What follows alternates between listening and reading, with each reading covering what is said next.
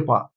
நாம கொஞ்சம் தவறா நடந்துட்டோம், கொஞ்சம் சரியா எசகு வசகா மாட்டின்ட்டோம்னா, எவனும் கிட்ட வந்து காப்பாத்த மாட்டான். அதே மாரி தான். ஒரு ப்ரமோஷன் வருது அப்டின்னா, நம்ம பாஸ் கிட்ட உயர் அதிகாரிட்ட நம்ம பேசுறதுல இருக்கு. அல்லது நம்ம ட்ரான்ஸ்ஃபர்ல இருக்கோம். அல்லது வீட்டுக்கு திரும்பி வரணும். ட்ரான்ஸ்ஃபர்லேருந்து ஒரு ஆன்மீகவாதி, அரசியல்வாதிய பார்த்தோம்னா உடனே வந்துரலாம். கொஞ்சம் பைசா செலவழியும். ஏன்னா வெளியூர்ல இருக்கோம்னு வச்சுக்கோங்களேன். ட்ரான்ஸ்ஃபர்ல மெட்ராஸ்ல இருக்கவங்க ஒரு மதுரை வரைக்கும் ட்ரான்ஸ்ஃபர் ஆயி வேற எவனையோ போட்டதையும் நம்ம போட்டுட்டான்னு வச்சுக்கோங்க. திரும்பி வரணும். திருவண்ணாமலை போயிட்டோம், கடலூர் போயிட்டோம், திரும்பி மெட்ராஸ் வரணும்னா, அரசியல்வாதி போய் பார்த்தீங்கன்னா, காரியம் முடிஞ்சிரும். ஏன்னா கருப்பு கூடயே உட்கார்ந்திருக்கும் சனி. அதுவும் 10ஆம் இடத்தினுடைய பார்வை குருவினுடைய வீடு, குருவினுடைய பார்வை இருக்கு. நிச்சயமா காரியம் கைகூடும்.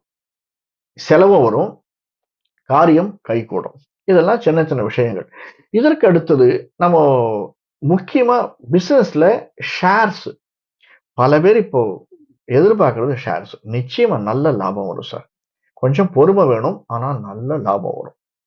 பொறுமையாக இருந்தோமேயானால் மீன ராசிக்காரர்கள் அதுவும் எந்த நட்சத்திரமா இருந்தாலும் புரட்டாதி, உத்திரட்டாதி, ரேவதியில சுக்கிரனுடைய தசையா இருந்ததுன்னா, ஏன்னா 3ஆம் வீட்டுக்குடையவன் சுக்கிரன். 3க்கும் 8க்கும் உடையவன். அவனுடைய தசை நடந்ததுன்னா, கொஞ்சம் பொறுமை இல்ல, ரொம்ப பொறுமை வேணும். ஏன்னா 3ஆம் பார்வையா சனியினுடைய பார்வை வேற இருக்கு. அந்த சுக்கிரனுடைய வீட்டுக்கு. அதனால ரொம்ப பொறுமை வேணும். சனி அங்க மட்டும் பார்வை இல்ல, இது 10ஆம் வீட்டுக்கும் பார்வை இருக்கு.